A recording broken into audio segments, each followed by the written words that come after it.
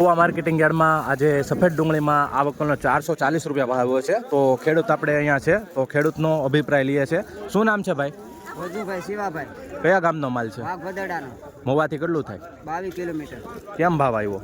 ભાવ 440. 440. હા, ભાવ કેમ આવ્યો 440? સારું કહેવાય. સારો કહેવાય. બીજું શું કહેવા માંગશો તમે? મહુવા માર્કેટિંગ યાર્ડમાં આવ્યા તો બીજું શું કહેવા માંગશો?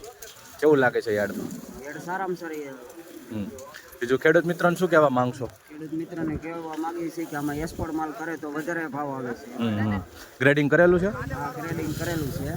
એક આ વકલમાં 4 વકલ પાડેલા છે. બરાબર. કયા કયા?